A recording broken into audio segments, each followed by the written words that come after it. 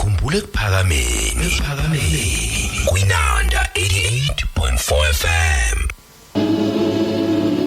Yimini esabatha mayibanhle kwabaNgcwele. Thaba kaSambothi lobingelelayo kwinanda 88.4 FM. Uhlelo sikhumbule kuphakameni. Lisekhona ithemba, akuqapheli ngawe, hlala ebukhoneni bakhe. Njengoba bese sibingelelile kwinanda 88.4 FM uhlelo sikhumbule kuphakameni. Thaba kaSambothi lo obingelelayo indawo ngeindawo la ulalela ukhona mlaleli. Kuseni kuyisabatha sethemba usuvukile. Waye siguqweni sika 4. Sisuke nje sisadedele ihlabelelo ngoba siyazi ukuthi kusuke kuyisikhathi somthandazo. Bese kuyimake singena kahle ohlelweni. Angihambi ke ngedwa njengendwayelo ukhona umfundisi uJS Mhlongo. Namhlanje futhi sibuye saba nayo inhlanhla ukuthi ukhona ubaba uSandile wakamwandla. Kulo uhlelo. Sikhumbuza abalaleli ukuthi sinayo i-app ye-inanda 88.4 FM makwenzeka ugodukile usemakhaya uthi la ukhona noma uhambile uGoli uCape Town la ukhona ayidonsi inanda FM hayi mone app nje efonini uzokwazi ukuthi uyithole inanda 88.4 FM. Siphinde futhi sitholakala einkundleni zokuxhumana sikhona ku Facebook othi inanda 88.4 FM sikhona futhi ku Facebook othi sikhumbule kuphakameni. Phinde futhi sithole ku WhatsApp usithinte 060 465 0345 060 465 0345. Sibingelele mfundisi. Ake sibingelele ke kuzona zonke indawo la kufinyelela khona leli phimbo nale nkulumo yasezulwini kubo bonke abalalele sithe ngathi bangavula indlebe kamoya bangavula indlebe yenyama ngoba indlebe yenyama iyacubungula. Sibafisela ukulalela okuhle nathi uNkulunkulu asinika amazwi angewona awukusiphula amazwi okutshala. Amen. Amen mfundisi mfowamandla. Angibonga ithuba ukhulu ithuba ngibingelele bonke abalaleli benanda FM ngesibingelelo sesabathi mini yesabatha mayibenhle kwabaNgcwele. Ngibingelele nakuwe mfundisi wenkosi na baba uNjomane. Ngibingelele nakuwe Thabo Sambothi. Hayi sibonga kakhulu. Mfundisi namhlanje mangibuka isihloko sethu lapha sithi uShembe noMoya oNgcwele. UShembe noMoya oNgcwele. Uzokusithatha usibeke nje mfundisi angifuni nokuyingena kakhulu le. Wena nje ozohamba nayo sindlalele ukuthi sithini masithi uShembe noMoya oNgcwele. Sithi namhlanje uShembe noMoya oNgcwele. Mhlambe kugcineni sizogcina sesithi uShembe enguMoya oNgcwele. Njengamanje njengoba singaqala sathi uShembe noMoya oNgcwele. Yeah. uShembe enguMoya oNgcwele. Mesithi uShembe enguMoya oNgcwele. Endleleni sihamba sizothola uNkulunkulu sicela asivulele imiqondo yasezulwini. Yeah. Sikhulume lento ukuze ukukholwa kwethu kube ukukholwa komphefumulo hayi kwengqondo. Ngoba ukukholwa kwengqondo kuyahlupha. Ukukholwa kwengqondo kufuna okomuntu nengqondo yakhe ngamunye. Kodwa komphefumulo ukuthi mebetholile nabanye. Indaba esikuyona kaNkulunkulu iyahlupha kakhulu. Noma ngathi le yobuNazaretha iyahlupha kakhulu umilalelo abantu. Abanye abantu kade ngizwa omunye ekhuluma ethi hey into ebhlungu kunina nisitshela imlando. Anisitshela ukuthi uNkulunkulu uthi asibe njani ukuze siye ezulwini. Indlela ezulwini idlula kule mlando esiyixoxayo. Inkinga yakho nje ukuthi sinitshela umlando ingoba ohlala ukukhuluma nabo indaba kaNkulunkulu abayikhulumi lento ngoba siyikhuluma yendala yomnikazi. Sikhuluma endala yomnikazi athi kufanele sihambe kanjani kufanele sibe njani manje nake ihlukana kathathu lento maxoxa indaba kaNkuluNkulu khona abanye abangafuni ukukhulunywe ngezulu kanti masifa siyezulwini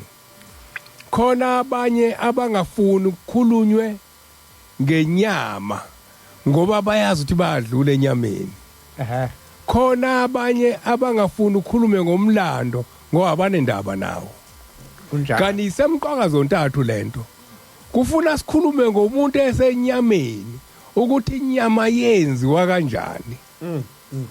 bese sikhuluma ngemithetho ebekwele inyama bese sikhuluma ngokuthi okwesithathu inyama ithweleni yona okuyapi futhi ingakho kuzoqhamuka kube kuthathu namhlanje nake sikhuluma ngoShembe noMoya oNgcwele sithini masisho njalo sikhuluma into eyisimangaliso umoya ngeke ukhulume kodwa umoya wembatha umuntu onomlomo bese umoya ukhuluma kuyena kuba kabili ke kunomoya ongahloli ukuthi ubani lo engizongena kuyena lo moya usuku ungezokwelanywa anganoma ngezwakala yini kunemimoya engena umuntu ingezolanywa imvamisa leyo moya kusuke kuyimoya yasemhlabeni kodwa umoya wasezulwini uma usungenile kumuntu usukuqala umlungise yena enyameni bese uyangena kuyena emveni kwaloko umnikazi wawo uthumelile yena qobo lwakhe ebese yangena yena ezohlangana nalomuntu ngoba uselungisela ukuthi usenawo amehlo okubona yena ngifuna ukuthini la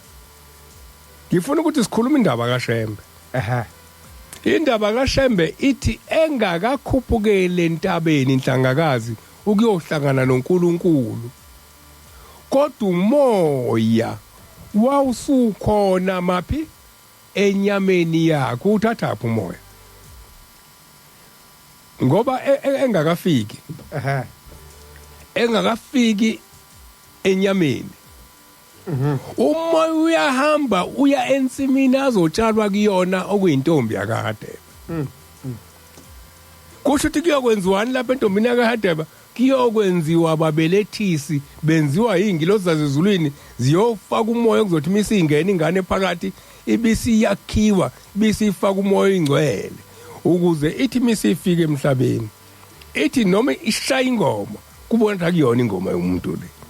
ithi noma ikhuluma nentombi kubona ukuthi akukona ukushela komuntu lokho kwanto ngisho nala iluse khona kubona ukuthi akuyona ingane la ngoba la iluse khona ngoba uphume nomoya la ayiluse khona wayethi meye emfuleni ehlala phansi phezukweje kwakubuya inhlanzi zonke zize kuyena kuthiwa weka godukela mbile ngoba wayeyathathe kuloka kuphethe ahlephulele inhlanzi ajikijele kodwa abantu abaningi ngoba inhlanzi zazizwa iphunga lomoya kuqala ayenawo ayijikijelele zizwe ukuthi lokhu kuqhamuka esandleni esinomoya oNgcwele inhlanzi kuthiwa zayicosha angazi noma uqhamuka lapho nisibongo sikaNhlanzi noma sasivele sikhona sokuthi wabela isidlo sokuqala senzayo wasenzela usile wenzela inhlanzi zadla wangayibamba ukuzidla wangaba umdobi weinhlanzi inhlanzi zeza kuyena ngoba wesazodlula layo bomdobi wani wabantu manje na ke sikhuluma leyo nto ke ubaba mkhulu ubhombela isitimela samabhondo umprofeti uIsaiah mesuka entabazo ngikhuluma ngalomoya manje akakahlangani noNkulunkulu mesuka entabazo khonto eyenzakalayo kuyena uyabuzwa ebekwe emkhathini kuthi uyabona lesa sidumbu esiphansi ukhombisa isidumbu somuntu ongena moya wathi mesibuka wasibona sibolile sinyamfukilwane yena uhlele emoyeni lehle likhona emoyeni kuhle nalesidumbu sakhe sesibili sisemoyeni sihle kwathi uyasibona nilese siphansi wathi ngiyasibona kwathi ungafisa ukubuyela kusona hayi angifisi kwase kuthiwa ke angibe njengawe baba ihlabelelo 32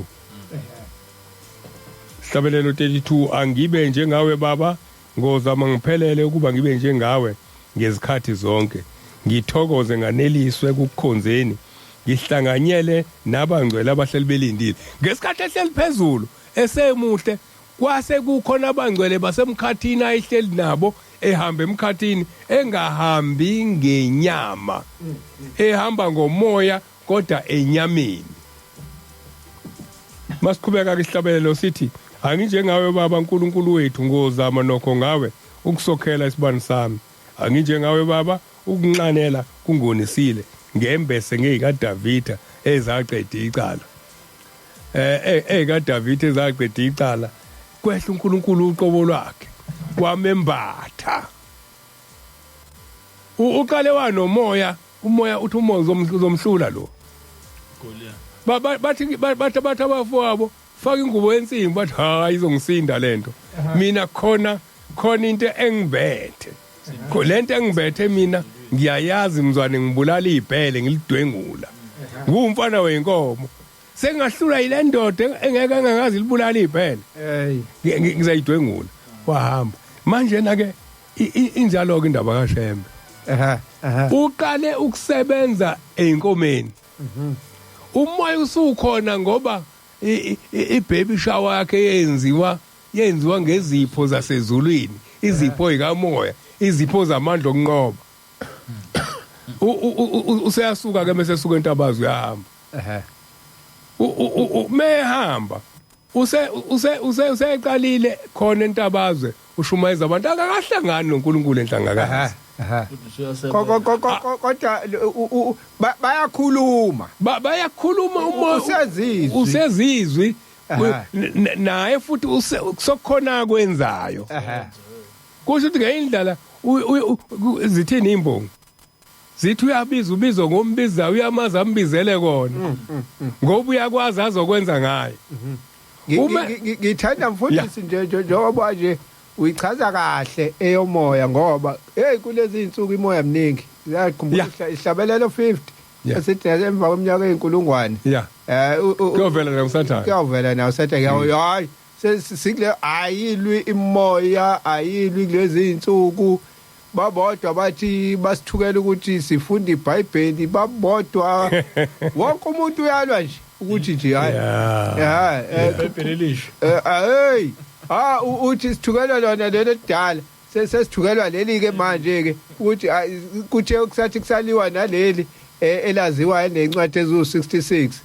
savumbuka nelinye la kusikhumbula ukuthi nale la ngempela ukuthi nanti ke le ncwadi ezu73 ke manje sivumbuka nalo futhi hayi avele yahlanya imoya ngayibona muzwane saqhamuka nelesHebheru lokuqala kuyothiwa nakho futhi kuzoba nenkinga ulwazi olusha liyathusa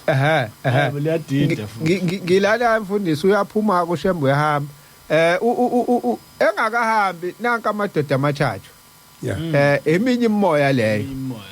kufika eminye imoya kuyena ile eyathi eShembe usuyahamba usuyahamba hayi kuthi wahambe uyoshumayeza abantu uyophendula abantu cha ngeke kuzukwenze lokho sikhona thina wena wedwa thina sibathathu kanti abawazi umoya kaNkuluNkulu ukuthi bathi uwodwa nje kodwa uphethe konke ikhona uwodwa ila yasho khona lamadoda uthi ubaba omkhulu ila yasho khona enye iyathi mina ke nguMasiphuli igama lami uyothutshala uyothutshala mina ngiyobe ngisiphula kubantu uyothutha abantu abahlale phansi ngithi mina basukuma uthi abantu abaya eMpumalanga ngithi abaya eNtshonalanga ithi kwathi kusuka yathi ngikukhombiseke mina amandla ami ithi lento dabukako uthi ubabamkhulu ngabona kusiphuka ihlahla kusiphuka amadwala kusiphuka intaba kusiphuka yonke into phansi uthi ngawubona umhlaba ngathi uyasonga uthi kwasiphuka yonke into yathi mina kuma sepholi isiyasho ke le enye futhi yesibili ithi Shembe uthi uyobashumayeza ithi mina ngoba umnyama ke igama lami uthi yakhanyisa mina ngicishe uyothi abakhanyisela mina ngifaka ubumnyama enhlizweni zabo kube mnyama ithi buka ke kuyokwenza njani uthi ubabamkhulu same time kwangathi langa liyacisha emhlabeni kwamnyama thu wena kumnyama uthi uvala amehle ungakwazi ukubona ungaboni lutho ola ungaboni lutho uthi kwaba umzuzwane yaseyakhanyisa futhi athi ngiyokwenza kube njina ke naseyinhlizweni zabo uyothi abakhanyisela mina ngenze kube mnyama ithi ke lenye yesithathu ithi mina ngusibaningi ithi njengoba uzwe nesithi sibathatha ithi mina ke ngingedwa ke ngusibaningi uthi yasithi bheka uthi yasihlakazeka le ndoda yaba neziqe eziningi iyodwa zavele zama lezi yaphinda phindeka iyodwa yayinqwaba ya untando yeningi ebulale umntando kaNkuluNkulu yavele yayinqwaba ngiyalapho ngoba ngiyakubona usuhamba naye impela ukuthi lo moya lo muningi lo sibaningi sisikona namhlanje namhlanje uthi uShembe asingadlelani nezangoma asingangeni izangoma phakathi kwethu isangoma uma sifuna ukubiya kumngoma uShembe yasikisa umngoma kodwa asikwazi ukuthi thina sibe amaNazaretha uphinde ufake ibhayila siyakubona ufaka umNazaretha usugaxe ibhayila ehlophe sokuyona nansuka sekuyinansuka ayibeka ngathi uyindoda usunenansuka la ugaxe inansuka manje lo moya ke iwona ngivele kubona usibaningi ngoba noma ungayapi lo moya womngoma usiyawufica nazo ziyadansa emajointini kumanje ebusuku uyebandleni lamaChrist nazo uyayifica usibonile ungabisakhuluma usibonile ungabisakhuluma usibonile hayi ungabisasho uthi besimaphi sisesikhundleni esikhulu ebandleni lamaChrist isango manje kwaphela umakhosi kwase kuba uamen umakhosi wasubu amen mase silapha ya sekuthuse ku amen kodwa sibuye sishintshe futhi thokoza masiphuma lapha yasehla lapha ya siphumela ngaphandle sekuthiwa thokoza ilento eyisho ukuthi kunemoya kukhona lokho asibaningi ekufanele ngase yawuxwaya ngempela ngoba ubuke yonke indawo uma umNazaretha uDomoya wala nathi futhi wala ubhekisiseke lo moya okhona yonke indawo ukuthi uyisima kanjani inda ngoba ufuna ukudla konke usesukileke uShembeke mfundisi ake sisuke naye ke lamadoda amncenga aqala usahlile athi ungalinga uphume la ekhaya usaba wona into lokho waphuma uthandaze ngaphandle wagcina ezitshela ukuthi awasekho lamadoda ngelanga aphuma ngalo etshela uthanje mephuma esangweni athi lalela ndoda siyabona sibangaki sibathathu uyobeka itsheli lodwa sibeka abo 3 ubeka abo 3 sibeka abo 9 thina ya uthi thina noma inini siyaphinda phindwa uma ephuma ke ngithe wengakafika indlangakazi khona abantu ayesebashumayezile khona unkosikazi owethu uzothandazelwa emlandela kuthiwa lo nkosikazi into eyenzeka wenyathela la inyathele khona emlandele futhi uzozamfice kuthiwa kodwa wanyathela amagcatha ambalwa ngoba kwakade nginyathele umuntu onomoya oNgcwele ngaleso sikhathi kwakade nginyathela umoya oNgcwele ogama lawo libizwa ngokuthini uShembe ngenye indlela sesifike la khona sithi uShembe ewumoya oNgcwele ngoba emva kwakhe lo muntu wayenyathela la inyathele khona eselandela umoya engasalandeli inyama lento icaca ukuthi asingakhombi isihlalo kodwa around isihlalo khona umoya oNgcwele menyathela la inyathela khona kuthiwa wanyathela amagxatha amabili amathathu wathi ngisayaphi ngoba sengisindile nginyathele la inyathele khona ngasinda ithempeli lokuqala lakhayo akakafiki intangakazi ukuze mokuthiwa zequmaliyethe lapho ke kumaliyethe la ezansi mokuthiwa zequmaliyethe ulakha lapha ithempeli lokuqala la eThekwini ulakha lapho kumaliyethe kunomuzi lapho wakanduli kunomunye umuzi phezulu lapha esibubulungu sengikhohle sibongo sawuthi wakabani anongikhumbuza ngizowuthola nje emveni ka5 ngizonikhumbuza nomlalelo lalele makhona akwaziyo ajikjele lapha nisize ngizonikhumbuza kodwa kugula ke intombazane isihlule umakhothi ngoba kuthiwa izemakhothi nje lapha uDr Makhothi kanjwe ngayo usehlulekile washo wathi hey mabila amagama engizonitshela wona emveni ka5 noma mengithola ithutshana lokwacubungula manje uma Makhothi lo athi hayi ayisekho into yalomuntu uphelile nya abafana bakanduli bamazi kundula abantu sengizokhuluma ngabantu abakhona abantu ababukela ibhola kube komafanduli kwakulapho phansi kubo kwabo inciwa la kubo lali laphi labazalelwa khona hawu bayezwa uyagula lapha bese becabanga ukuthi hayibo lo usehlula umakhothi usehlula inyanga uhlutha into ezimbili manje zasemhlabeni udokotela inyanga bese belanda ushembe ngithi sayibisini kulwamzi usekhuphukela khona wafika wayithandazela intombazane yasinda akakahlangani yini esekhona kuyena ilomoya aphume nawe eswini sikanina lo owabikezela kwathunywa ingilosi uthi izokwenza ibaby shower isisu sakhe sashawarishwa ngomoya oNgcwele uthe imifika ingane yagwinya umoya oNgcwele ulungiswa kanjalo ke umuntu ozohlangana noNkulunkulu ozohlangana noNkulunkulu ekugcineni uqale abusiswe seseswini mesuka lapho akagcinanga lapho useyahamba ukhona lo moya bamhlonipha abantu mehamba uyale ngakomaphumulo ngakomaphumulo sengikhohlwa igama lalapha ithempeli lokuqala alenza lapho yilona lamakheli indlu abantu bokuqala kubo ko antimtungwa esithundu usiyanga sesithundu ilapha ngakomaphumulo kobhamshela isilapha esithundu usiyanga khona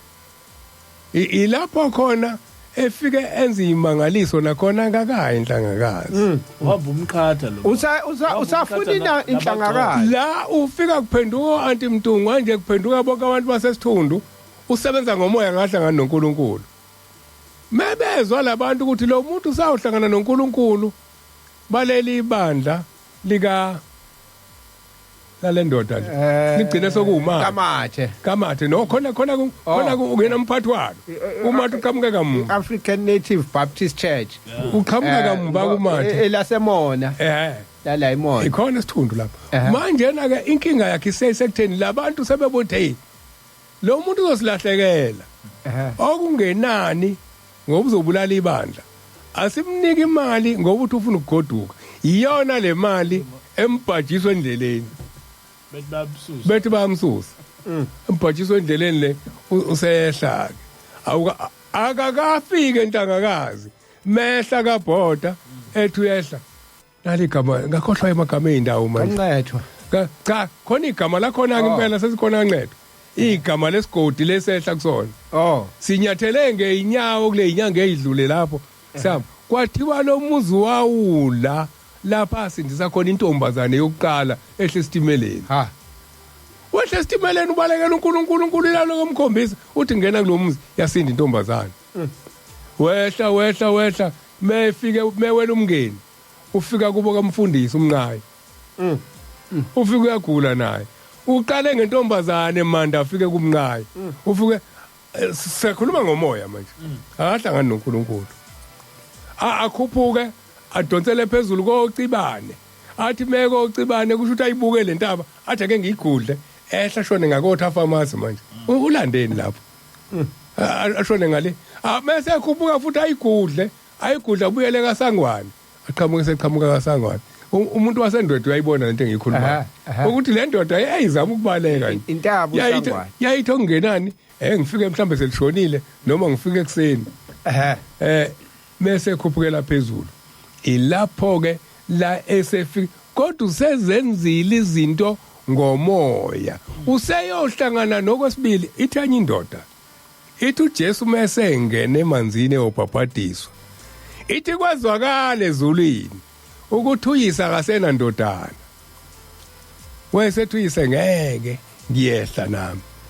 wayesehla okwesibili kwehla sewumo sokusesimweni sejuba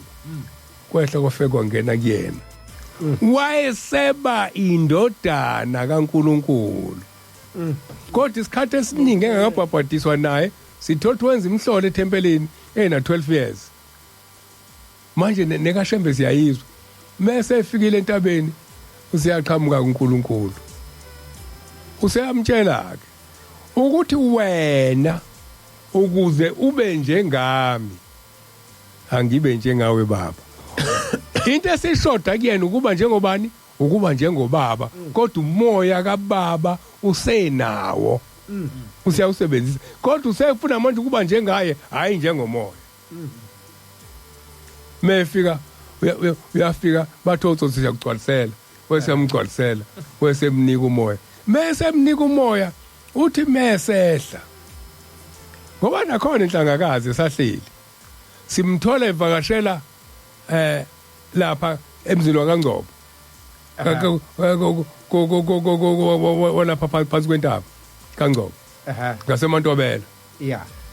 simthole evakasha khona intombazane yakhona baze bamjwayele nabo uShembe imizi angene kuyona kaningi esenhlangakazi kule insuku ayihlala inhlangakazi imibili kuphela kube umuzi waKaNgcobo nomuzi waKanzama akakafiki uNkulunkulu ukuhlangana naye lapha kaNgcobo ufika khona ngelinye ilanga intombazane bona baloko bathi inceke bacathi umfundisi nje mzwane efuna ukubakhombisa ukuthi ubani iyamphelekezela useyiqambile igama la elisha lentombazane uthi igama la umphefumulo intombazane iyamphelekezela kuthiwa wethi mephuma khona anganoma wayexolisa uNkulunkulu ukuthi kade sengena emzini womuntu kuthiwa kunehlahla lika inki eduze kwalapho wefika ingane wabazi nawo isihlahla uinki ukuthiwa wefika thandaze lapho kuthiwa ngelinye ilanga ukuthi ungangiphelezeli namhlanje akakamboni njalo uNkulunkulu usaloke ebona lezi zinto eziqhamukayo zithi mina uNkulunkulu akaqhamukeni uqobola zaqhamuka zayinqwabi imoya eyayithi uNkulunkulu ngenzeka ukuthi le moya ihambanga mfundisi yasabalala ngiyo lebuye ebuyingene kubantu bahlubuka ile ayiphikayo yena ngoba wesenenhlanhla ngoba wenzelwe ibaby shower yasezulwini ingane zethu zamaphara ngoba zenzelwe ibaby shower yasezulwini zenzelwe ibaby shower yotshwala bese kuthiwa izodakwana uShembe wenzelwe ibaby shower yasezulwini wayesenza imisebenzi yasezulwini ngoba kwafika ingilozi kumahadebe ugogo wethu Sithe yafika yamenzela ibaby shower yangena esiyantu somgqinyile uhleli ngaphakathi ithi ke le ntombazane iyambona aguqa mithi ngoba ithe ngifuna ukubona ndoda ngamlandeli nje phela kuthi untshontshe imbuzi ayikho nje azokhuphuka nayo kuthi osikhundleni sokuthi ibone intshontshe imbuzi yathi within a minute yambona esuke ezihlahleni endiza ngefu lomlilo yambona sephezulu entabeni yehla intaba kwabe ngathi flat yabona khanya entabeni yambona entananaza sokumnyama yambona entabeni akafiki uNkulunkulu mase efikile uNkulunkulu uyayichaza indaba sebebonene naye ngesikhathi bebonana naye khona kwasuka kwangena esifubeni kuyena uthi wathi mesehla uthi wayibona esazi ngisho nento engaphansi kwamanzi ukuthi phansi kwamanzi kukhonani uthi wayibona esazi nokungale kwamafu ukuthi khonani wabona sebona izinto abantu bonke abaziyo uthi wababonto usibani njengoba ngehla la wenza ukuthi usibani wenza ukuthi usibani wenza ukuthi wabaza abantu engahleli nabo wabandawo zonke ngesikhathi esisodwa omnipresent ngenye indlela mase kufika uNkulunkulu akabange sabayedwa ahlulwa amadoda amathathu kodwa waba mningi waphindwa yena kodwa phinda ngomoya hayi ngokwenyama kwanda ukuba khona kwakhe manje la ke sichaza le ndaba yokuthi manje isiyavela isithi manje uShembe engumoya oNgcwele kanti ngesikhathi siqala isihloko uShembe noMoya oNgcwele ubesebenza noMoya oNgcwele yebo engakahlangani kube into eyodwa uthi ke la encwadini kaJohn 16 mokhuluma ngalo Moya oNgcwele ke siyifunde siqala ku13 asiqala ku13 nje singayikude nxa esefikile yena umoya weqiniso uza kuniholela kulo lonke iqiniso ngokuba akayikhuluma ngokwakhe kodwa lokho akuzwayo uyakukhuluma anibikele okuzayo uyakungikhazimulisa ngokuba uyakuthatha kokwami anibikele khona konke ubaba anakho kungokwami ngalokho ke ngithe uyakuthatha kokwami amazwi lawa kaJesu uthi khonozayo uthi bese efikile yena uzovuselela lokho enginitshele kona okungekona okwami nami okukababa yini kaJesu into yokuqala siyaziyo kaJesu ukuthi yini isabatha njengoba kuyisabatha namhlanje wonke umuntu uyazi ukuthi uJesu inkosi yani inkosi yesabatha leli sebelihlasela manje leli sihlaselwa namhlanje abathu abanye ukuthi sabatha isathana bashinkanye zomkhathi ukuthi manje na ke inkinga ke yinye lokho kuhlakanipha akukona okwasezulwini ukuhlakanipha uzweqe kodwa ke isho njalo inkosi ilanga mayikhuluma ngokukhishwa komubi ezulwini ithi sathi sesimkhiphile ithi wabuya uthi kwakunezibani ezayihlala lapha ezulwini ibani kushuthi kunendawo ethile eyihlala izibani ezithile esagumbi uthi wafike wayintshontsha uthi sathi siyambona nange ephuma lapha wathi yajaha wathi uNkulunkulu cha myekeni wathi akayekwe uthi wayekwa kanjalo wahamba nazo uthi lezi izibani zayiphethe ukuhlakanipha ziphethe ukwelapha ziphethe into eziningi uthi ke abantu abamlandelayo lo omubi isikhathi esiningi niyobabona ngokuhlakanipha bahlakanipha kakhulu iningi labo lo society abafarisi namasadusi bakuyifundiswa uthi ini ubabona futhi ba society isikhathi esiningi yabona izifundo lezi ekuthiwa inzima uthi baphambili ngayo yonke into ngoba lezi ayibani kwakuulwazi oluthile uNkulunkulu aloku elincozule eliletha kancane emhlabeni futhi lo waba intuli la ubona khona ke inganekwane yentulo nonwabo lo ufike eqala wasefika nalolu lwazi abantu basebethi bhu kuyena ngoba manje ephethe lolu lwazi lolu yonke into yakhe iqhamuka ngajinja kanti cha vele ekaNkulunkulu yonke lento kodwa uNkulunkulu uza nayo kancane lokuthi wayintshontsha uza nayo phambili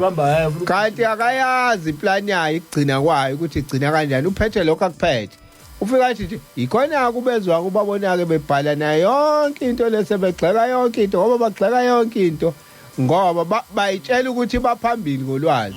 kodwa manje lizophela manje lolwazi laba luthi shu ukunye ke okungihlekisayo ngoba ezinye izazi zayibuka indaba kaShembe zayithanda kodwa zaseyisaba ukuba inhlekisa ngoba indaba kaShembe kwangeyonezwe eke sifunde incwadi sifunde incwadi kaJohn sihleli kuJohn John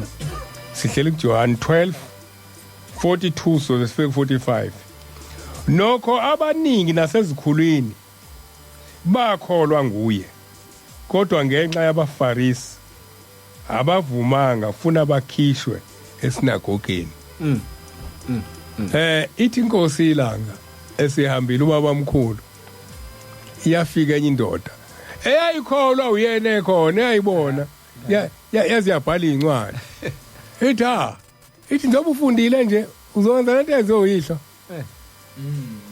uzolandela uyihlo ithi ke le ncwadi engiyifundayo nokho abaningi nasezikhulwini bakholwa nguye kodwa ngenxa yabafarisi abavumanga funa bakhishwe emasinagoge yayine igama esontweni le ndoda yayine igama elikhulu yabona ukuthi uma ngingena ngilandela lento ithunywe ukuthi wena ngoba ufundile lo muntu ufundile dlala eduze wakhe mutshela iyeke lete amaqaba le ithi inkosi ithi ngambuka nje ngimphendulanga miqhubeka ke lencwadi ithi ngokuba babethanda udumo lwabantu kunodumo likaNkuluNkulu udumo likaNkuluNkulu njani udumo likaNkuluNkulu aliyona idemocracy luyinkululeko kamoya udumo likaNkuluNkulu luuhambo losizi nezinyembezi ingakho udumo likaNkuluNkulu lukubeka esiphambanweni iqala ukuze mawuphuma esiphambanweni bese uhlala ngakusonene udumo likaNkuluNkulu lwenza into eyenzeka kuJosepha uyadayiswa udayiswa abantu uhambe uyongena emgodini ukuze abantu okuthiwa mokuxoxa ngomgodi wawungene kuona babuza ukuthi waphuma kanjani ukuze kudume uNkulunkulu udumo likaNkulunkulu lufana nendaba kaFaro noMose khona incwadi la ethi mina Jehova lo Jehova esimkhoza wesimangaliso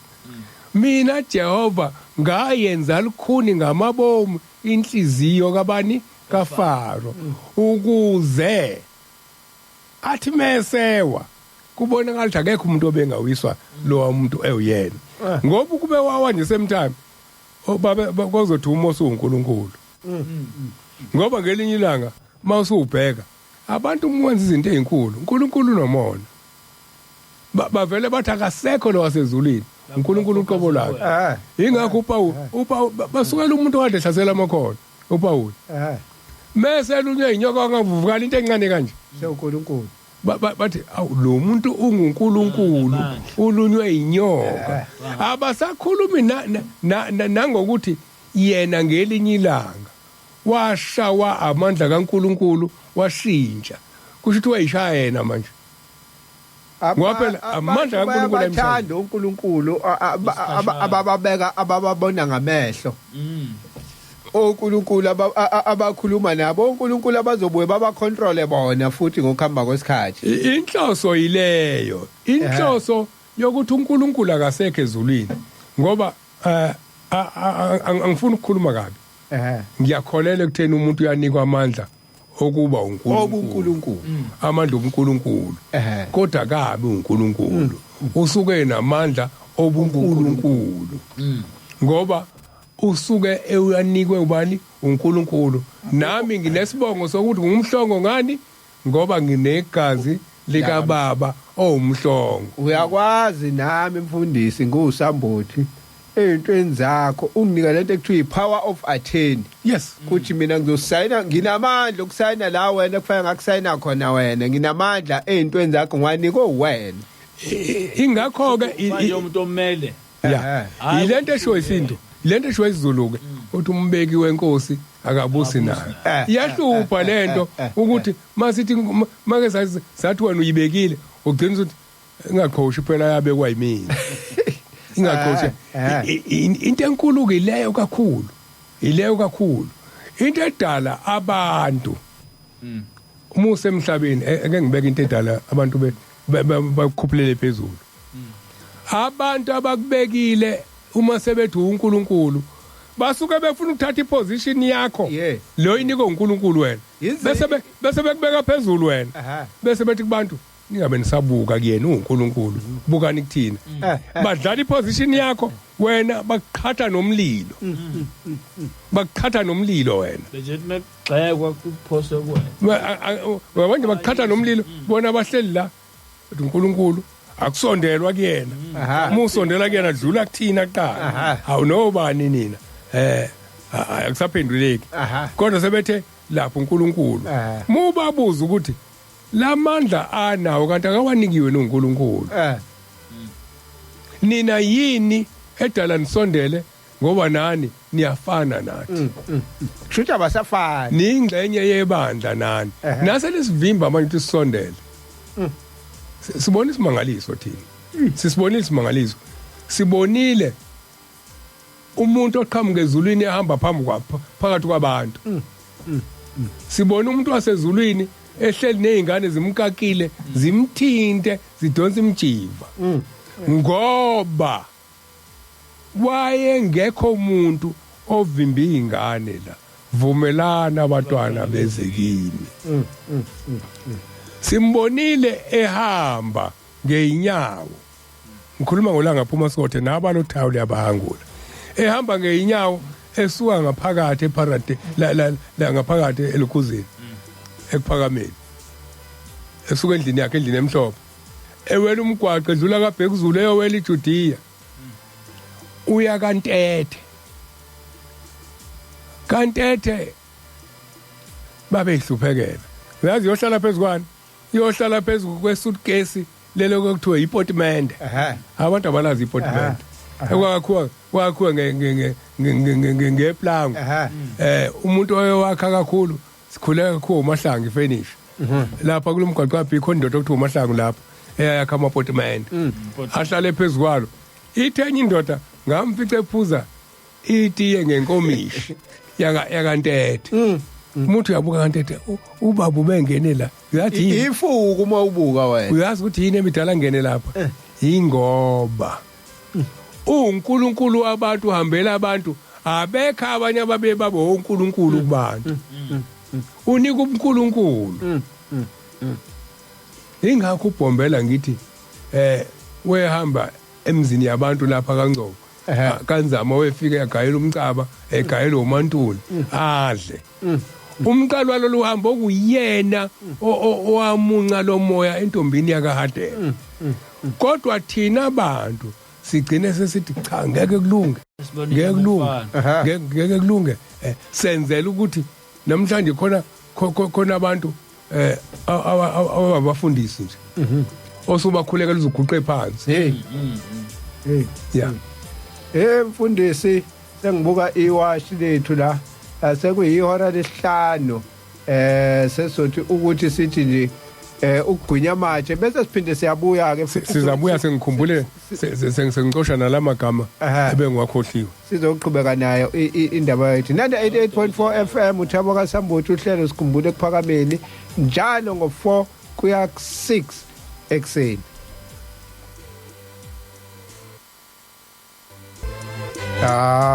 masibingelele sibonge sibingelele ehoreni lokugcina manje singena kulo umfundisi esezosongela nje inkulumo yethu ngicela ukodlula la ku Facebook kodwa kuqala sike sibheke la ku Facebook ukuthi khona obani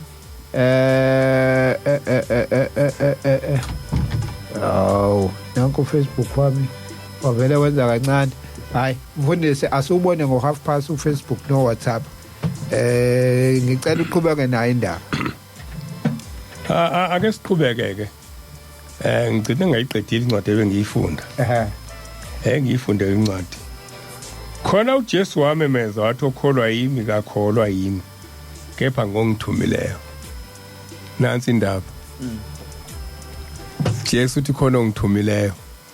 omthumileyo yilo okuthe sesemanzini wehla esezelwe mezalwa uyabikezelwa kufaka umoya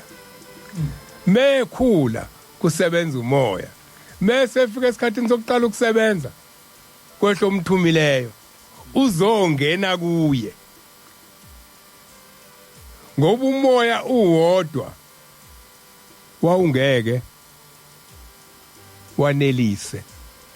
sokwehla lo omthumileyo uqobo lwakhe uzongena kuyena uthi ke obona mina ubona ongithumileyo nazi indaba ngize ezweni ngingikukhanya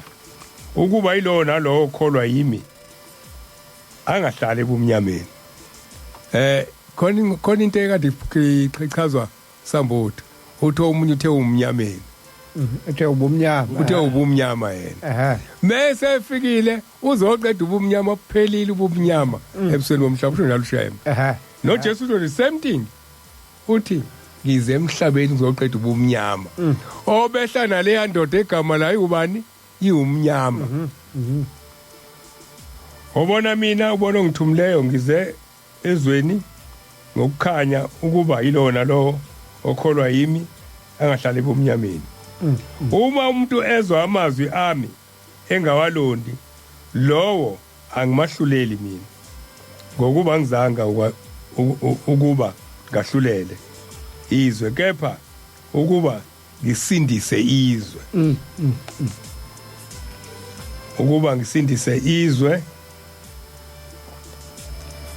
ongalayo engawamukeli amazwi ami unomahlulelayo izwi engakhuluma engilikhulumayo yilona elaya kumahlulela ngosuku lokugcina ngokuba mina angikhulumanga ngokwami kodwa ubaba ongithumileyo nguye onginike umyalo ngokuba ngiza kuthini ngikhulumeni ngiyazi ukuthi umyalo wakhe ungukuphila okuphakade ngakho ke lokho engikukhulumayo ngikukhuluma nje ngalokho baba wangitshela kona. Nathi nje ngoba sikhuluma la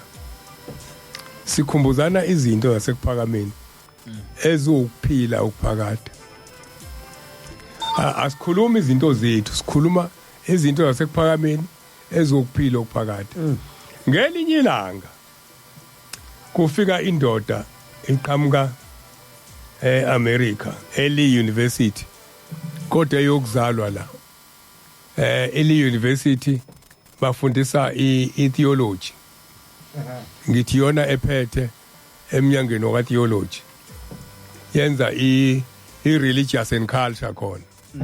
Angikwazi ukuthi yini lokho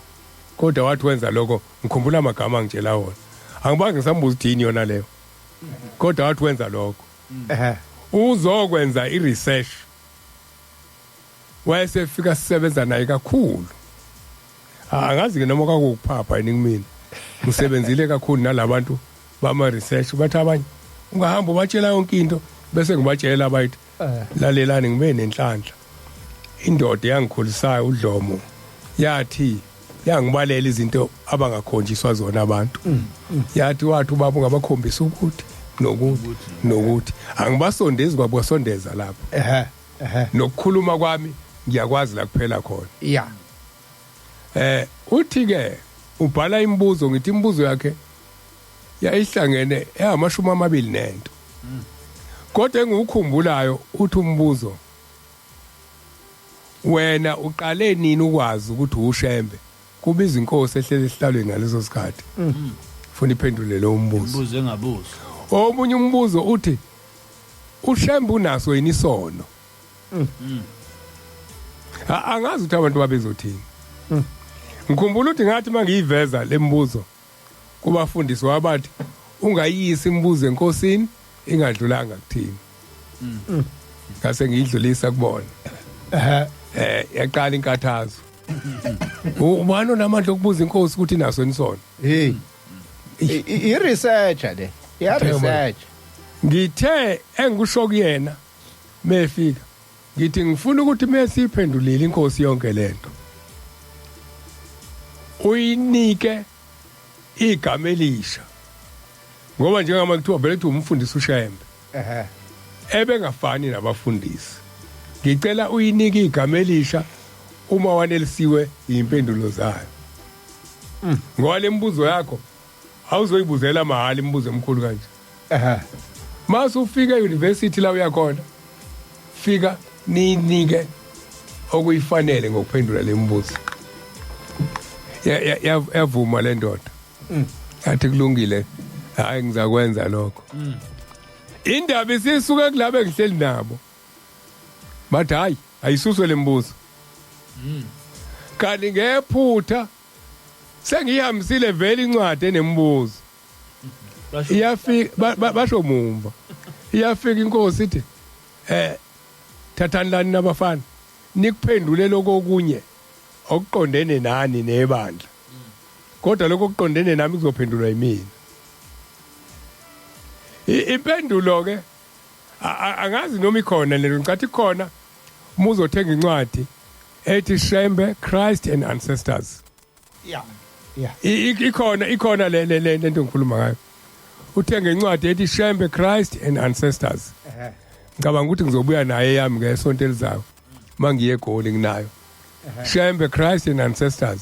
ikhona lento ngiyobafundela kahle impendulo abantu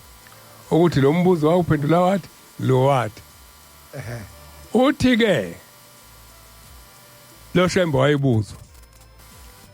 uyikhomba enti mina nginasi isono kodwa uShembe akanasi isono ithi ke le ndoda ewuprofessor wangidida manje kanti uShembe ubani angikubuza indaba yenkosilanga ibuzwa omunye naye weyizoyibuza ukuthi uphi uShembe thoyathi inkosi hayi uShembe sezulwini mina nje yathi pho wena ubani athi mina ngiyisithunzi nje sakhe athi kumina uthi ke mina usibanibani zisho igama lakhe uthi mina usibanibani ngangilusa inkomo ngeyilanga ngazidla amasimo abantu ngeyilanga zayisho kodwa uShembe akaze ayilusa inkomo uShembe akaze abe nesikweletu sabantu uthi kuShembe akanasi isono uthi pho yini abantu babuke wena uthi babuka mina kodwa mina konke lokho kwenzeka kubantu angikaze ngikwenze uthi ke khona umbuzo ubuzile uthi ngiqale nini uthi mina ngiqala ukubona ukuthi khona into ekhona kumina engemina muzwane kugula umuntu kuthiwa ngumthandazela sinde ngase ngibona khona into ekhona kumina akumina khona into ekhona kumina isho njalo impendulo akumina khona into ekhona kumina le ncwadi bazoyiqhamukisa lapho ku Facebook ngizocela ithumele nansi ayithumele ukuze bayibone angizoyithumela mfundi ukuze bayibone ngisho ukuthi ke kule ncwadi lento engiyikhuluma ikhona yalo professor kuningi akubuzayo ngiyalazi nje kahle ndiyokhuluma ngalo kuningi akubuzayo uEdley Mugli okunye agcine ehamba nako ngoba sithi masichaza uNkulunkulu kaShembe simchaze ewumuntu uthi yahlupha le ndaba yini uthi mokukhunya ngokufika kaShembe sahamba indawo eziningi naye uthi abasenhlangakazi bathi wafike le nhlangakazi abasemampondweni bathi wafikele emampondweni abakaZulu bathi wafikela kaZulu wayeze emakhosini manje yini inkinga yethu sichaza inyama asichazi into esemqoka umoya lo engithi mina esesentabazwe engakafika enhlangakazi engakafika emampondweni unkosikazi unyathela la inyathele khona uyasina uyena Shembeke lowo uyena Shembeke lowo uyena Shembe ophelele ongafi ongena sibali ongena umuntu uyena Shembe isho njalo inkosi mikhuluma ngobuNazaretha Shembe ungumoya oNgcwele Shembe ungumoya oNgcwele ngoba kuthiwa wathi kade ethandaza kwase kuphuma umuntu esifubeni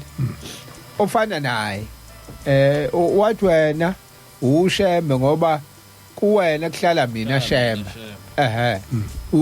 uShembeke lo wasezulwini ehleli kuShembe leyo inyanga iyo lento esike sibona uShembe kuthi uShembe ubonakale la wabonakala la wabonakala la ngesikhathi esisodwa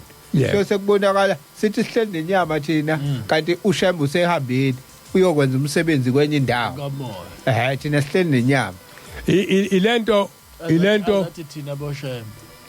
ilento ingakho ekhuluma ngobuningi mayikhuluma ngaye akasho ukuthi mina Shembe uthi thina Thina boShembe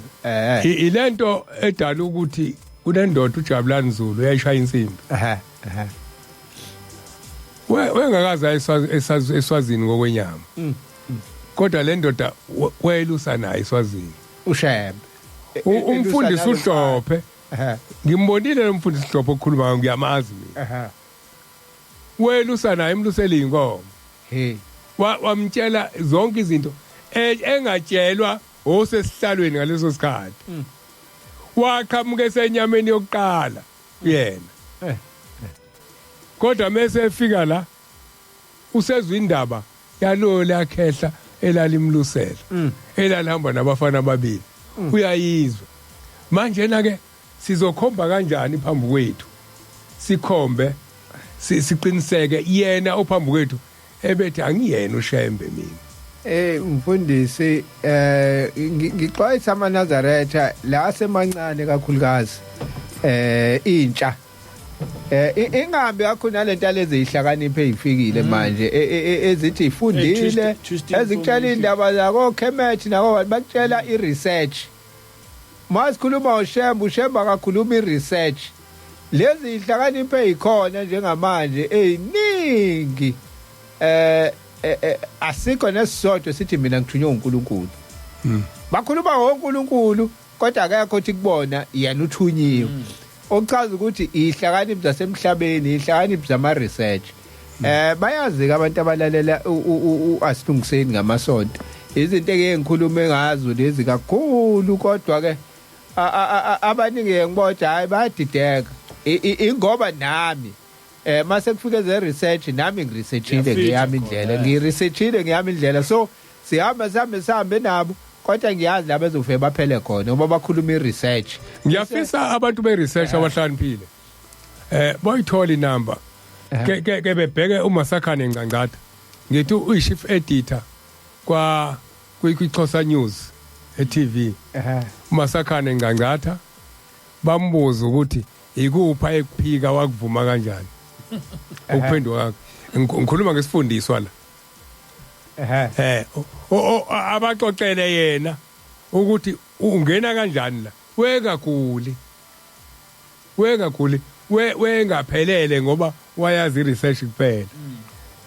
ebusuku eselele kwavela ukuthi insimbi lezi nezipopolo azikho ezulwini ezulwini kunendaba yakhona le ncwadi engiyifundile ethi abanye naseyikhulwini babethanda sizayikhumbula indaba yomfundisi abafundisi abathathu abafika enkosini ilanga bezotsheleka imali bayibona indaba yakhe kodwa inkinga yabo babe semsebenzini babe ngekho emsebenzini babe semsebenzini ongateleka imali mingakhuphukile babe ngekho emsebenzini wohambo losizi nenyembezi la ebuNazaretheni akuyona inkolo efana naleyo asisebenzisa research la silalela izwi ngoba thina silalela izwi lezulu manje na ke la einkozweni ezinye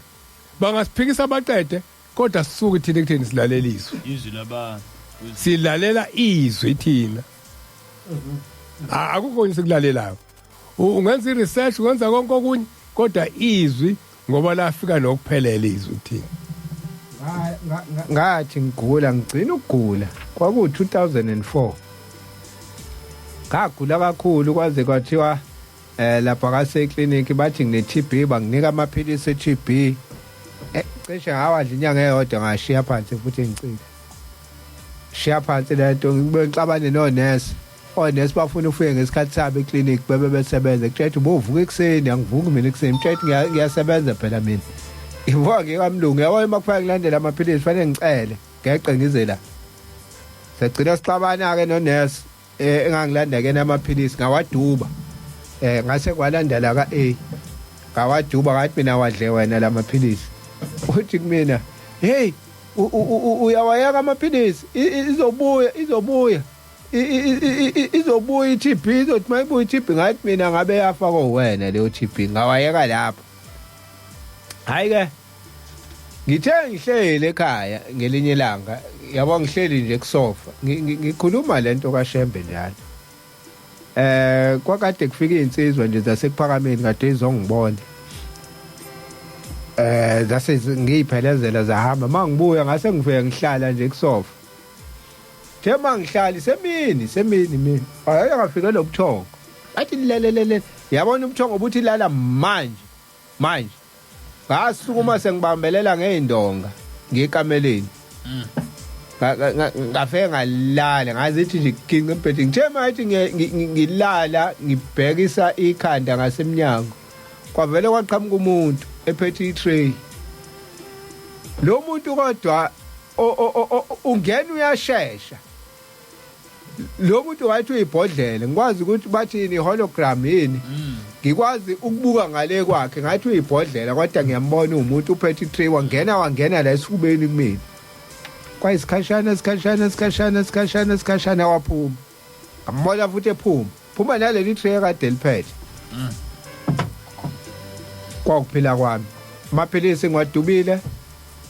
sekufika manje odokotela basezulwini ke manje hayi laba basemhlabeni ngokamoya sekufika laba ababathunywa uShembe ke manje kade kufika insizwa zasekuphakameni la ukuphuma kwazo kwafika labo dokotela wasezulwini kushuthi lento wafika wayikhipha lento wayifaka kuleli tray wahamba naye manje abantu ke be research bomtshela ngaleyo nto uyazi akutshela into eziningi athi akufanele ngoba wogula you were hallucinating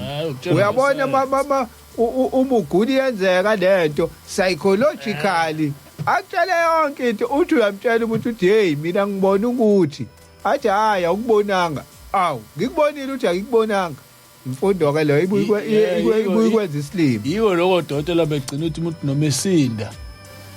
bathi it was a miracle ngoba isayensi isuke isiphelile sekuphela kona ukuqonda kwesayensi ukuthi kwenzeke kanjani lesifo kade ngisibona manje sisekho ake ngibonge la nangu babe ngisiza ubabuhlongwana babuhlongwana seyichaze kahle yibona abasuswa esibubulungu inyanga le yayakhe bluff le okuyona eyathi le ntobazana wakasibisi ngeke sasinda nodokotela uMakhothwa wathi ngeke sasinda kodwa umuzwa kaNduli njengamanje wasuka ku road 3 eChesterville uthi ubaba uhlongwana bavakashe khona kunesihlalo senkosi ilanga khona la yayifika ihlale khona emzini womuntu kaNduli lo muzi waqala ubabamkhulu yila babe abantu bokuqala abasonto ethempeleni layo elali lapha kuMaliyethe motwaze eQumaliyethe abokuqala bakaNduli yabona abalaleli bakasikhumbule kuphakameni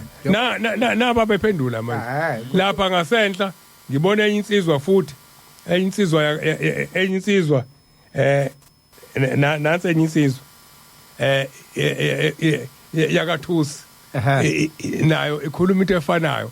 ithi uqinisile umuzi omunye angena kuona wafika wadlamasi egayo uMantuli waphansi kwentaba uMantuli odadewabo kaMagwinji ozalo uMagwinji njalo uyena wegaya umcaba wamasi adliwe ubabamkhulu enhlangakazi engakafika uNkulunkulu engahlangana noNkulunkulu noma sehlangene noNkulunkulu lo moya wawungasho ukuthi akagadwe wawuthi akahambe phakathi kwabantu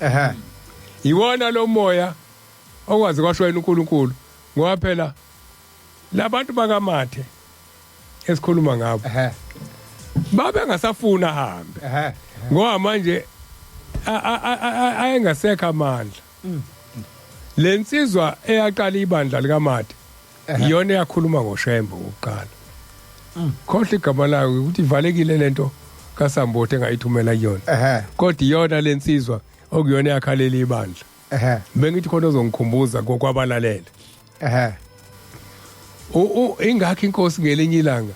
ngoba kuthuba bamkhulu esehlelike nje wakwasuka goduka buyele ekhaya ethi uyavakasha kuthiwa bevakasha kathi uyeqa ibandla selishiyile sehlangene noNkulunkulu kuthiwa uyena uMathe uNkulunkulu wangena kuMathe wathi hey akuthuma amadoda kuthiwa ethi kulamadoda nifike nibuze ukuthi usekhohliwe into wethu uNkulunkulu hayi ukuthi njalo umathe kusukeni kuyena umkhumbule ngobaba omkhulu wengena ebandleni likamathathandazela abantu baqhubeke babe sebandleni likamatha waphendula inqwaba manje uyabuka umatha uthi hayibo khona abantu abagulayo manje abadinga amandla alo muntu onobunkulunkulu mina ngumfundisi kodwa lo unobunkulunkulu nomfundisi umathe wayenomoya kaNkulunkulu ngoba akabanga nomona cha ngomunye umfundisi wamthatha bahlala naye basebenza naye phela umuntu ke wakhona ngesikhathi bemnika imali babefuna ahambe eNatala abuyele kwela kuwo kodwa mase ebona hayibo lo nkulunkulu walo umuntu uyambuyisa ubuse ngimnika imali ngithi agoduke ngoba ibona bamxoxela ngalo 10 rand yini abamxoxela wona waxoxwa yibandla alimxoxeli ngoba limthanda lithi hey mesimnika nje wayekhumula ugoduka ethi hana manje asimnika imali ukuze ahambe babamposa uya bese ndethu uNkulunkulu lalela ungadlali ihlakanipho wena buyele emuva ukuthumile ya and yabomfundisi wenkosi nje obusho ukuthi nje kade ufunda incwadi le yaJohana yebo uquote indaba yenkosi uJesu awuzwakali mwadli yokuthi wathunyelwa uNkulunkulu yabo ubuka isihlabelelo lapha kwi-index yezihlabelelo zamaNazaretha ubheka isihlabelelo esithi bongani uJehova konke isimanga lapha isihlabelelo 60 sithi bongani uJehova wathumela uIsaya lehlezi ikhulunywa ukuthi bamkhulu wakubhala ukuthi wathunyelwa yes and mususibheka isihlabelelo 60 kodwa asibhaliwe kodwa kwi-index kubhala ukuthi bongani uJehova wathumela uIsaya kodwa isihlabelelo sithi bongani uJehova ngoba elungile yabona ibalekile lento lo wafika qala wayithunyiwe wayomprofeti yes namhlanje uthi mawuthi uShembe uthunyiwe kuyathi uhlubukile wena uhlubukile wena mawuthi uShembe uthunyiwe wayithunywa ubani kodwa kusho yena nje uyena osho ukuthi wayithi kanti uzabe uthumekile nje khona inkonzo yakhe ayakhuluma kuyona ubabilanga cha ekhuluma esimeni sikamoya wokuqala la ekhuluma khona engayiphiki indaba kaJesu uthi mengene limele yena ngomoya okuyena babe sezulwini behleli uthi wangena kwathuka wonke umuntu igazi amanxeba ayesezandleni amanxeba imvimba ayisemzimbeni uthi bathuka bonke akakhulumi ngenyama yakhe ukhuluma ngoShembe umoya wasezulwini ukuthi wawukhona ukanye necabinet yasezulwini kaNkuluNkulu uthi zonke izingilozi zasaba uthi zathi kodwa singayinqoba thina impi yasemhlabeni asehle sihlasele emhlabeni uma uyithola lento uyayithola encwadini yesambulo ukuthi kwakhishwa izingilosi ukuthi ziyobhubhisa umhlaba isabelelo 7 selithethiwe icala emhlabeni wonke isabelelo 7 akusona kuphela umuya ngisho eBhayibhelini isambulo sikhuluma ngale honto mfundisi ake ngithi ukuthi ubuqalaza la ku Facebook nangu lapha ya usiyabonga Xolani Sangweni uthi sinilalele sinidonsa ngedatha umsakazi awuvumi la ngikhona siyabonga Sangweni kwakhona ukuthi nje uyasithola ngedatha iApp kusiza yona iApp noma ungene lapha ku www.inanda88.4 FM uyakwazi futhi ukuthi ustream live usithole khona siyabona ukhona uSamkelo Dlamini ngibona abanye abakhona la Mahamutsa ukhona uMahamutsa nawulalele Sandile Msenti Ngcobo ukhona Sikhumbuzo cala lomlungu alikathethwa Mhlongo njomane wakinike lecala lomlungu alikathethwa Mhlongo ubungani nzimase bheka inhlanhla Mdletshe Thula Sizwe Mshengu umzala wami lo bheka inhlanhla Mdletshe bese kuba uSizwe Qwabe Lima Josie Khozi naye ukhona futhi ubekile indleba la usilalela ngithi ngisabheka la kwinanda 88.4 FM angibe ngichecka la ku WhatsApp ukuthi kuthiwani ku WhatsApp WhatsApp wethu nangu baba uhlongwane eNewland East hayi ngavula into wrong nangu babuhlongwane ngamthola babuhlongwane eNewland East bantwana benkosi nikhuluma indaba enkulu kababamkhulu nenkosi ilanga ababehambela imizi yabantu sake sayokwenza uvuka nathi kwamshumayela uNdulu eChesterville lapho nami engizalwa khona umndeni wathi inkosi ilanga yayivame ukubavakashela ekhaya ku Road 3 eChesterville inesihlalo sayo khona kwamshumayela uNdulu awuzwa ke nakithi sikhona isihlalo senkosi yeah siphinde la ngibingelele emsakazweni impela imimoya yokuphatha omagijima nokubukwa isiyandile kakhulu uma isibanjiwe noma kukhulunywa iqiniso iphika yonke into ngoba isibanjiwe siyabonga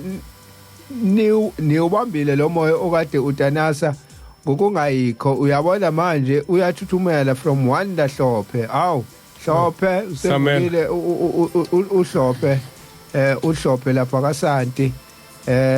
siyabingelela estudio sibonga uhlelo olisibuyisela endleleni kaNkuluNkulu kuba nzima impela uma sesithatha abaholi esizikhethele bona sesibabiza ngoNkuluNkulu noma uJehova wethu okusuke kuxake ukuthi uma kuphela inkonzo kuyaye bayaye bathandaze basicelele kuNkuluNkulu ukusikhombisa ukuthi abasibona oNkuluNkulu hayi nango umlaleli la esho ayike siqedile manje la ke ngilunguze la kwinanda 88.4 FM ngenzela ukuthi ngisheshe siqede ngelento ngemiyalezo lebhalwe la ingalokhu isibamba eminye kuba buhlungu mayisisala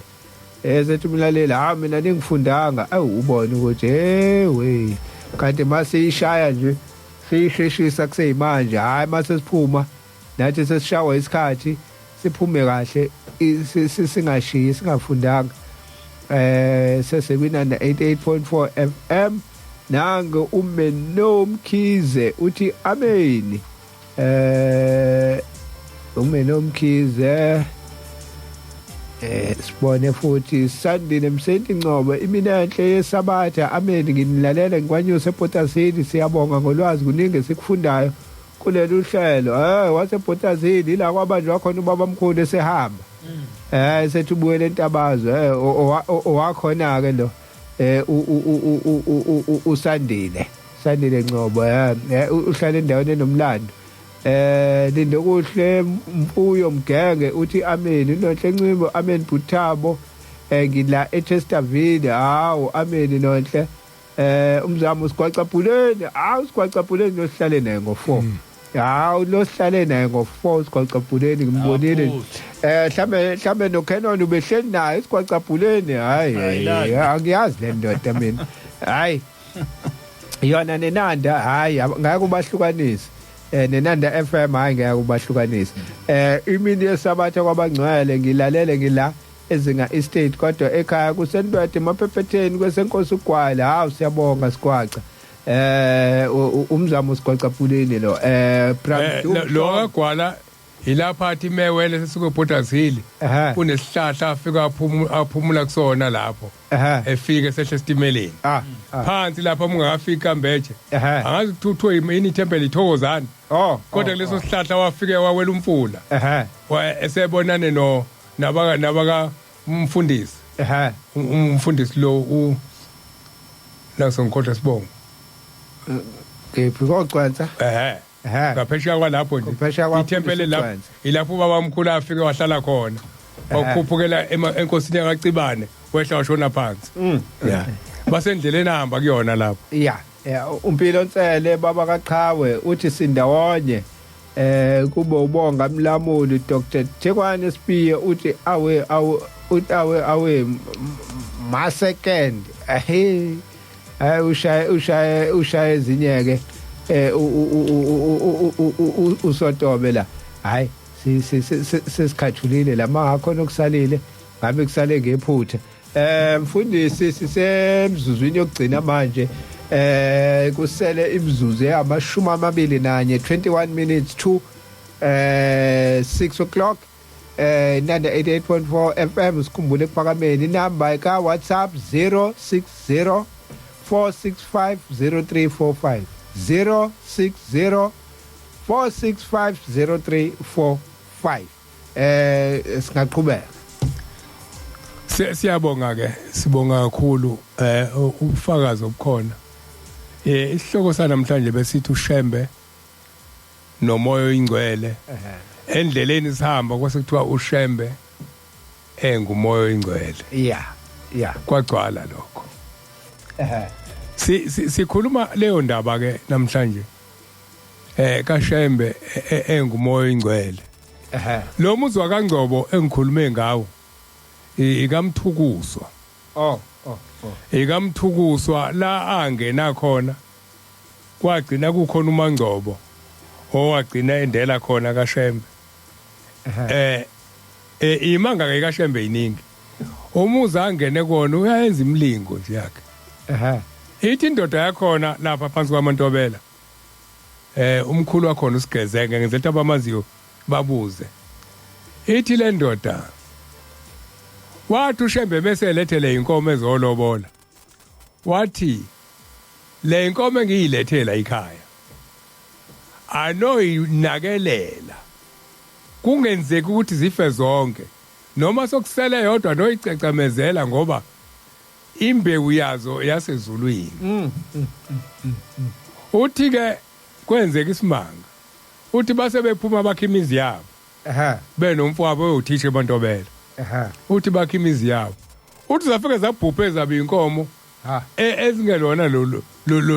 lolu hlobo la kaShembe laliphume kaShembe ayona imbewu yasho uthi kwahamba sahlala phansi ngathi umfowethu hayibo ugogo lapha kuneyinkomo eyingafi asambe sicela sidayisele 11 uthi namhlanje ikhona nje la ekhaya inkomo kuseyilolo zalo ileyo mbewu yakaShembe sikhuluma indaba yokuthi ke lo Moya oNgcwele okukhulunywa ngawo awuyona into yokudlala ingakho kuzoba likhuni kuthina ukuthi muqhamuka nobuchwepheshe basemhlabeni bese siyakulalela kalula into engabambeki into ngoba siyibonile lento ngesabathe edlule kufika ukhuzwayo umbongeni ukhuzwayo ukhuluma isimanga esenzekile hayi lese sidala kade ngithi odokotela nenyanga uMakhode izolo lokhu umfana ushayela uUber namhlanje ubengasayi ngaphandle inyanga ezimbili uye nje koguqa endlini enomoya kaShembe uye koguqa bevulelwe yimina namhlanje umfana ubuyele emsebenzini benikhona lo mfana bekuthuza obakuthuza ohlinzwa sekuhlule kodokotela uthi ukhuzwayo ngimbuzile umfana ukuthi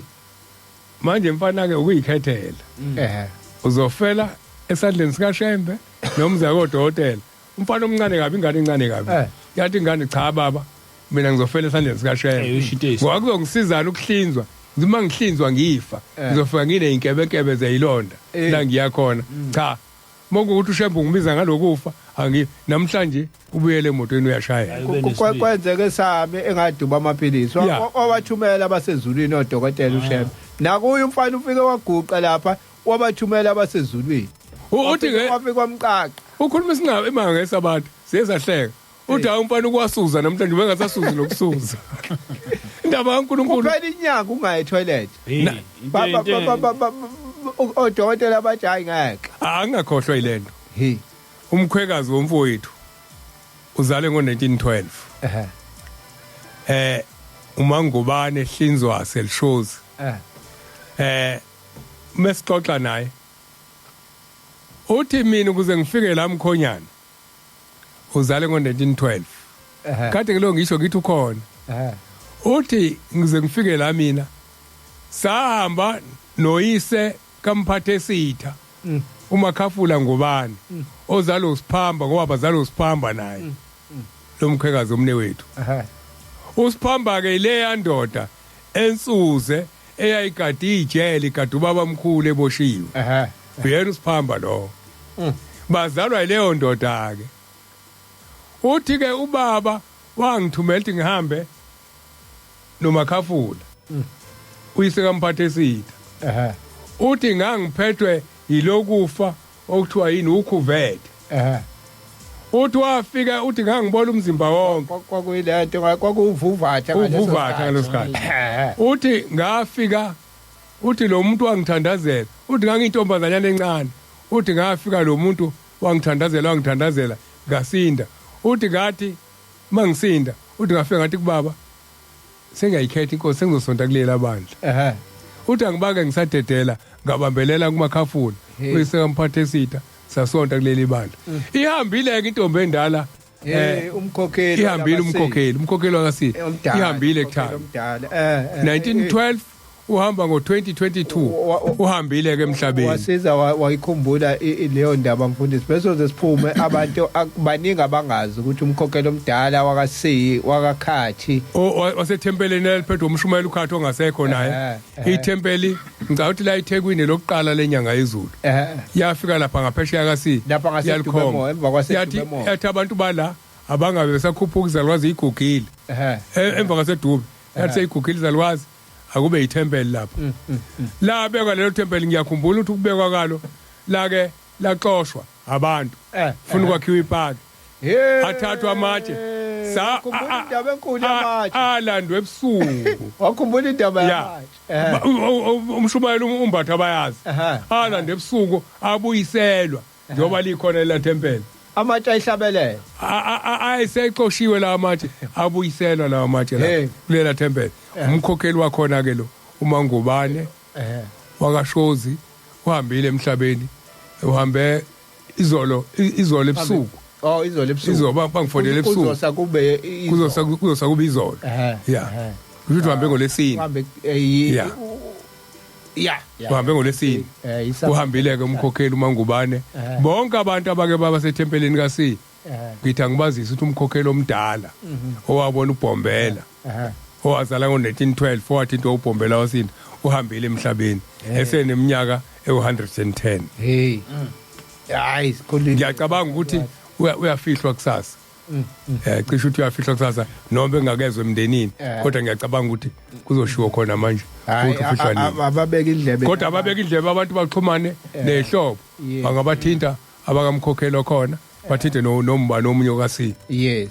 asiyabonga mfundisi ukuthi hawo izalwazi lezi ngiyasazi sasalwazi madoda esincanyana hayi ezikubonile okukhulu eyibona isibangaliso ngithi nje ukudlula futhi khona abasale ngephuthe la ku Facebook umuzi Zulu uthi amen bacocwa basezulwini noma sengiphaphamesela uphakathi uhlela uMakheba Ntwana siyabonga nanga futhi umuzi Zulu uthi ngisacela sambothi ubaba uNjomane akaphinde akhulume kahle ngale ndaba yomkhosi wokukhundulwa kwesilo sokaDukuza ukuthi wathini uShembe ngawo ukuthi kwakuwumuphi lo oShembe ngoba sithanda ukuphikisana nabafethu ngenxa yokuthi besazi ukuthi uShembe weza emakhosini kwaZulu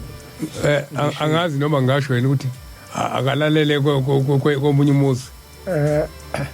namhlanje ngomunye umuzi ayisoxoshwa hayi ngikhuluma kodwa noma angathinta umfundisi uzoyishina ngisho number angithinta ukuze ngimtshele thinta umfundisi izophelela indaba ngayiphinda futhi khona la ngesonto elizayo ngoba indaba iyakhulunywa kodwa ke uzoyithola nasencwadini lezi ebhalwe umnyanda enjumeleni zenkosi ikhona futhi lento awakhumbula futhi lento ehlasiyiqhuquzela abantu abathenge incwadi ngaba dideke kwabathenga incwadi ngiba nenkinga mina yomuntu sike siphikisane uthi mase udonsa incwadi uthi nanka nje amazwi kashe uthi akanancwadi nhlobo angathi page bani kodwa ikhona ikhona nje nesihlabelelo lesa second edition ikhona kwi-first lesihlabelelo lesa siphatha akasifundi incwadi kangikhuluma kanayo neyodwa kodwa uyaphikisa nje uthi yena kuthiwa hawu nakhuluma ioral madoda sekwafika omnyando baze basenzela ngisho umsebenzi ongaka basibhalela ke incwadi bayiqoqa intshumayelo amazwe enkosi wakhuluma wathatha ku real to real owenziwa uShabane uShabane wehlala phansi anabe arekhode izwi ngezwi le ntshumayelo la ziqhamuka kuma real to real kaShabane erekhoda umnyando wathatha wona wabhala izwi ngezwi akukho la inamanga khona manje umuntu waqhamuka kuphikisa athi yena uzwe ngezwe ubani ethi uzuza ubani ethi ingani ngiyatshela ukuthi lento ikhuluma ngayo naye encwadini thenga incwadi abafundi ngenhlanhla yabona mina ngikhuluma nje ngikhuluma ngisabi ngoba sasilengisa inyawo ngisaphendula le ndaba ngicela lo ocela sasilengisa inyawo eginye ezinye la sishaya insimbi siye khona sasilengisa inyawo sasihleli la silengisa inyawo sesiqoshiwe sakade sihlala eduze kwenkosi eduze kwepulpit lenkosi sabanga umsindo kwathiwa enimahlehlise bayohlala lapha sahlala lapho ikhulula le ndaba silapho izithi inkosi ilanga kwenye inkonzo ithi wadindiliza endle ngisho intuthana isondelanga esidunjini sakhe ithi ngishamanqe awasidlanga isidumbu sakhe izithi ngisho impisi zayifike inuke ibaleke kukhona encwadini abahamba bafunda incwadi abantu abatshatshe ngani ithi ahambelwanga ithi wafakwa emgodini wamabele Manazaretha ake sithengeni incwadi sikhulume into esithatha amazwi kaShem khona umunye kwagceka kwazona incwadi lezo wathiwa ubani na owayibhala leyo ncwadi wayekephi ubothi yabona umuntu masangena umoya ngempela ukuphikisa kwasana hawu ushiyaphala isabatha yabona umoya ushiyaphala isabatha ngqo ngisela kumageba yabona lento ukuthi ingani uShembe wathunya emakhosini ibona ibuyi benkinga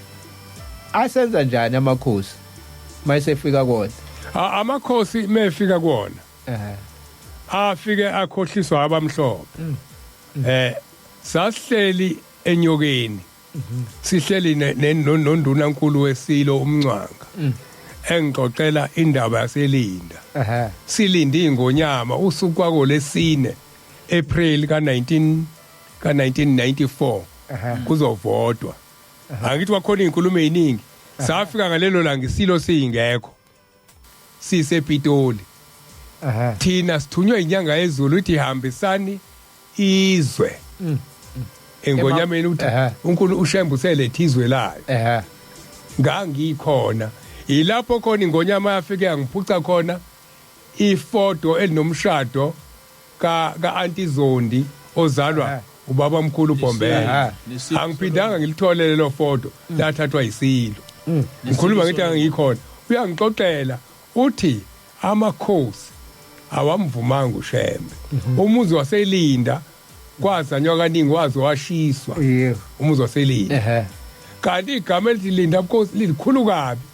uthi bayofika mebehlasele bayokuma lapha ezikwentaba njoba umkanje uthi bawujikijela amabhomu ngeke aqhume kulomzi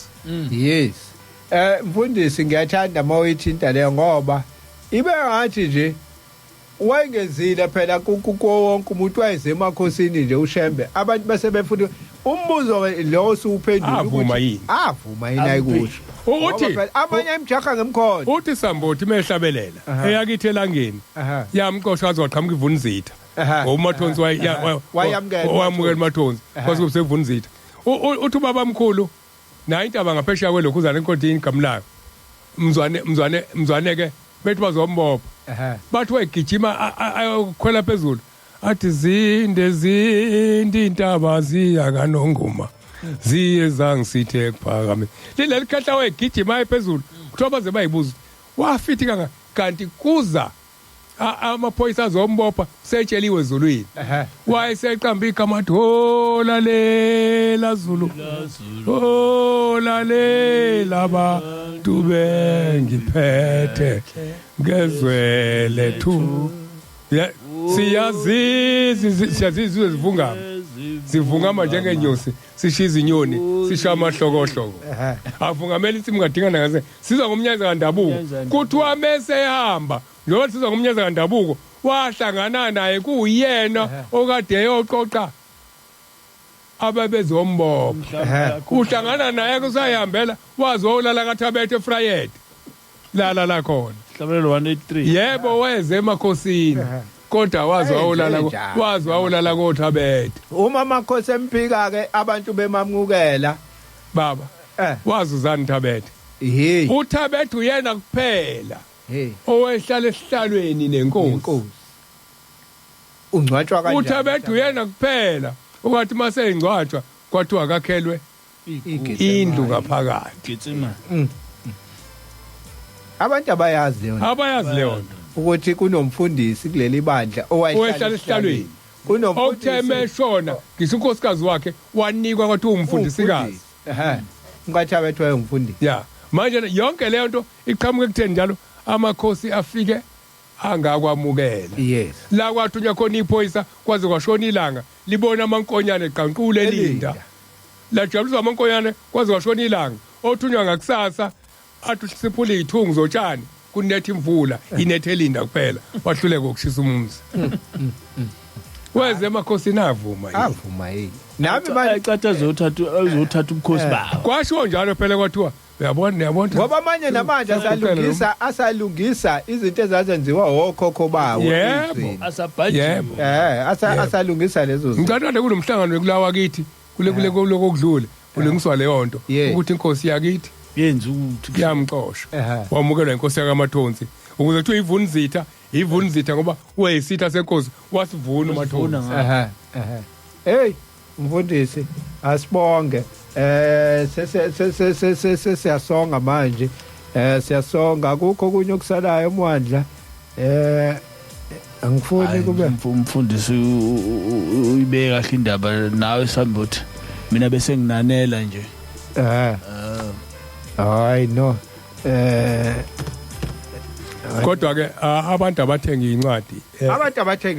encwadini nje le ndaba ebuzwa umfowethu lo obuzayo ikhona futhi abathembe mageba nangu ngiyambona la futhi ukhona usilalela unayo incwadi ethi intshumayelo zenkosi ilanga uzositshela khona la ku Facebook ukuthi unayo yini incwadi ziningi incwadi nali iBhayibheli Thabo kade ulimemeza abantu abathenga neBhayibheli ezolisebenzisa kakhulu abantu bangathuki abantu bangithinta liyatholakala iBhayibheli enencwadi ezu73 elingafani nalele ezu66 onalo lapha ekhaya nenijwayelekile likhuluma nangobunazareth kakhulu le Bhayibheli moya lapho uthinta incwadi zoMakhabhizi